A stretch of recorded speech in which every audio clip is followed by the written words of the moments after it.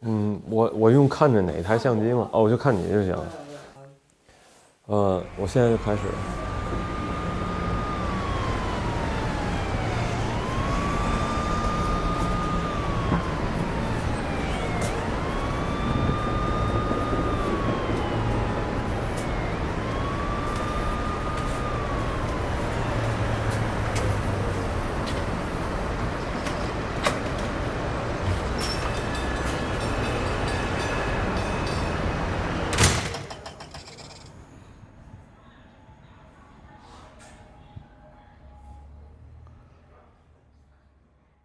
我姓肖，然后这个地方是去年开的，开了1年多。然后这个整个项目是17年，最早在旧金山开的，然后是一个小店，一半书店，一半买手店，然后离我们研究生那个学校非常近，在旧金山的小意大利和中国城交界地方，然后离那个垮掉的一代美术馆挺近的。然后后来干了1年多，旧金山就越来越不行，就是所谓那种 gentrification 高档化越来越严重，然后都是互联网这些新的有钱人，他们也不买书也不买衣服，导致我们的状况就不是非常好。就没想到这么多这个互联网公司的总部会慢慢移向旧金山，因为旧金山太小了，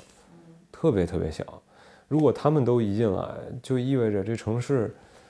完蛋了就。因为从哪种意义上讲呢？如果都是这种高收入的互联网公司的职员的话，这房价一下就上去了。房价上去之后，就意味着各种各样这个不赚钱的行业就都会被挤出去。那这个城市就变成高端公寓跟高档咖啡连锁店的大本营了。就像现在我们看见的一样，书店就只剩下那几个像是历史上的明灯一样，什么城市之光，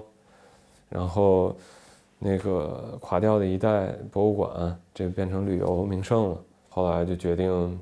这样干不太健康，就决定搬到纽约一半，搬回北京一半，还是来这种比较成熟、比较有活力的市场试一下。我们在北京这个地方叫 post 就是邮政，整个连起来，中间没空格。然后选这个 post 的理由，就是因为首先我本科的时候因为钱不够了交学费，所以我得想办法挣钱。后来就卖了相机，相机就是从美国卖到亚洲国家，然后我就要经常接触这些邮政的人员。第二个就是上了研究生以后 post 这词被提到的过多，就是什么后身体、后人类，就更别提什么那个后现代这类的，已经用了烂大街的词儿了。再有一个 post 这词还可以当动词讲，比如发个微博，或者是什么发个 Twitter 之类的，都叫 post。两个 post 连一块就有点好比 oi 这种感觉，就有祈使句的感觉，发有动员的感觉。我觉得它名词的给人的稳定性非常强，是一种从图形的角度考虑这个文字的这种感受吧。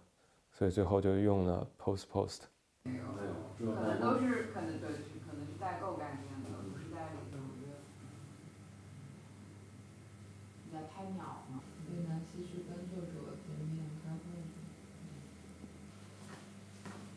你们不来店里的时候在干嘛？我衣服方面都是南希选，我只是给一点意见。因为回北京以后就想实践一下，就是已经回到北京了，那我觉得就应该开在胡同里吧，就原生环境相关性高一点的地方。隔壁2个街区就是金融街，有大量的这个金融机构和银行的人，然后200米以外有这个开心麻花，就能保证在5点到8点之间这时段会有人来买咖啡。然后离地铁站300多米，不算太远，就是各种各样的人都有。然后政府机关隔壁是国务院的一个部门，也经常会有部委的年轻人来，然后也会有银行的人往这开会来，经常会听见一些就是天方夜谭的项目和数字。比如我们这同事觉得这些人不会是在这吹牛逼的吧？对，反正开在这儿，我觉得还是从人群角度考虑。其实不希望它目标人群过多，如果过多就又变成每周五搞个展览，然后你看见有同一波人，然后这展览浏览量最大的一天就是 opening 那一天，大伙仅仅就看看而已。还是希望有更多的人觉得这地儿有作用、有功能，无论是开会来的、聊天来的、看书来的、买衣服来的，这地儿对他们有功能，就意味着他们会重复来。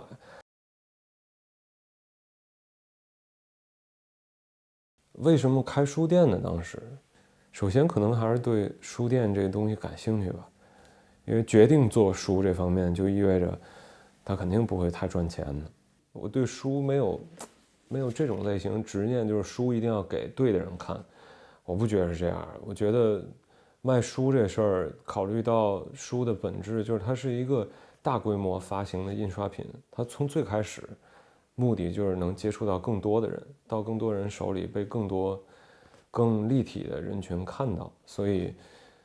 我当时想，就是开这个书店一定要有什么东西带更多的人进来，让更多就是并非是这个目标人群的读者，不期而遇到这些书，也许也会让一部分人就是从前没看过，但是突然间接触到，慢慢产生兴趣。我觉得开书店最主要的是怎么让更多的人参与进这个关于这些书的讨论当中。我觉得书是个引子吧，书的作用是能让更多人过来看，然后产生一个讨论的这个情境。考虑到我以前学会计这件事儿，我们想做的可能还是建立一个小型的图书馆，然后这图书馆有其他的盈利方式，能让这个资金方面健康运营下去。资金方面健康就意味着源源不断的有新书，以至于可以用比较小的这个叫什么经营成本，获得更大的阅读群体。大家在这儿互相遇见，可以讨论各种各样的话题，可以基于这书讨论，可以基于这书衍生出来跟现在社会上发生的事情，的讨论。所以最后落脚点可能不是在书上嘛，还是在基于书的讨论和这个社区怎么建设一个大家有认同感的一个小场地，甭管它是咖啡厅也好，饭馆也好，对这种地儿是比较理想化的，就跟那种怎么说象牙塔式书店比起来，还是觉得嘈杂一点，像是过去酒馆一样那种氛围的，但是以书为主，为这个核心纽带的这么一个场所，是我们目前比较理想的状态。我想法也一直在变化，比如我最近看见一本书，这个书就是讲了，研究了从中世纪一直到现在各种各样的迷宫形态，然后最后结尾结在哪儿，非常让我开心。因为本来如果它仅仅是做这个迷宫调查研究的，这就像是一本传统类型的这种学术书籍，但是这本书结尾在宜家的这个动线设计，这事儿就是让人比较有启发。就是书店也一样，书店应该跟宜家跟迷宫放在一块儿讨论，因为它是一个人穿梭在其中的一个场所，不是说它是个静态的地方，是需要大家在里面穿梭游走的。你动线就影响了你先看见什么，后看见什么，你看见的什么更重要，看见什么更次要。其实这个动线的设计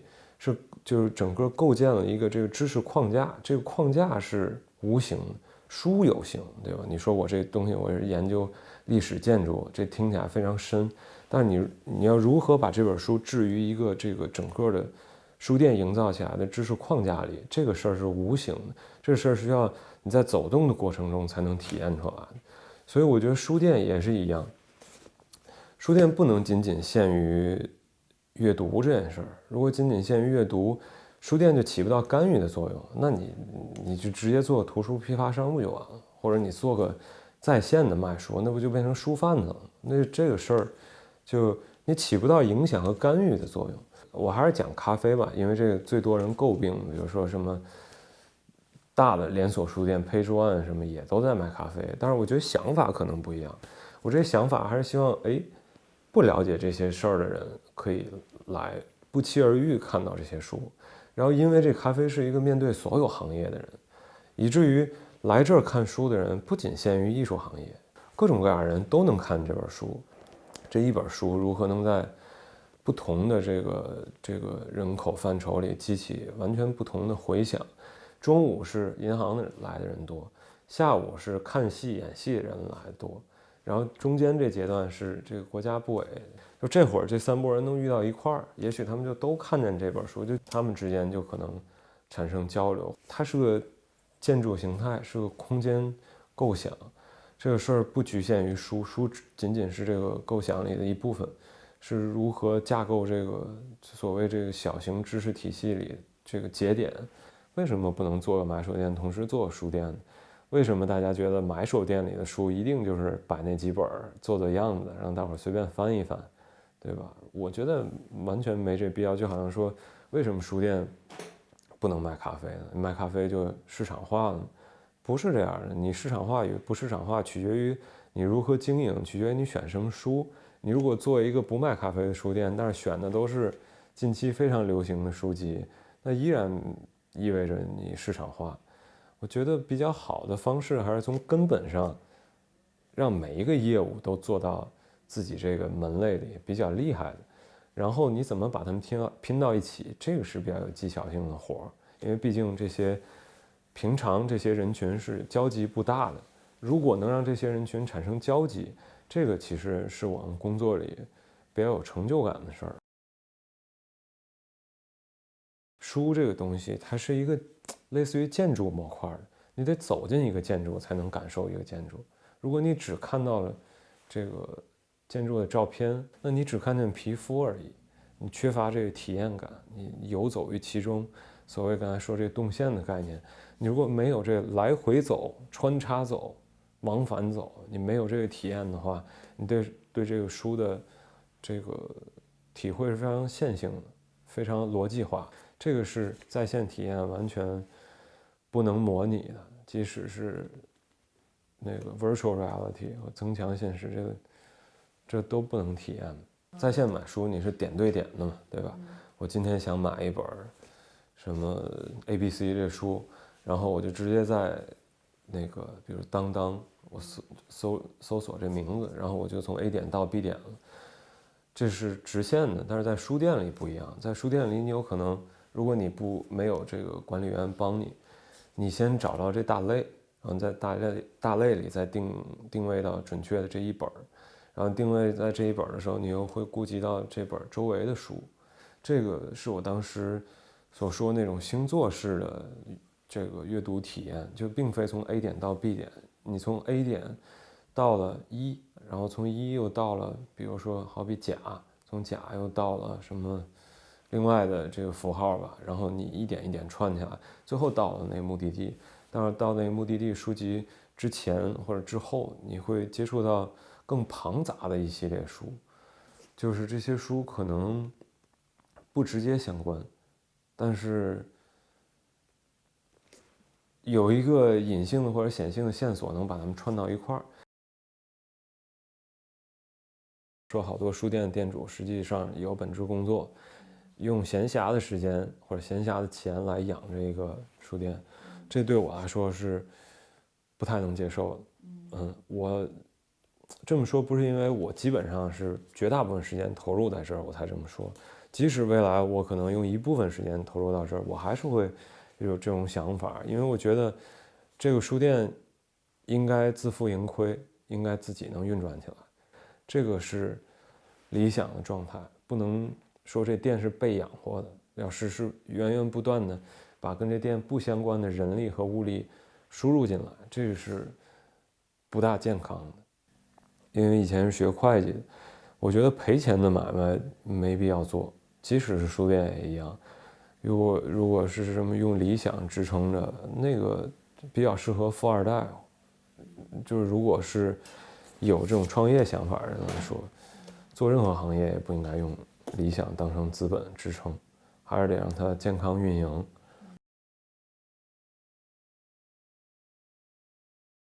我这消费生活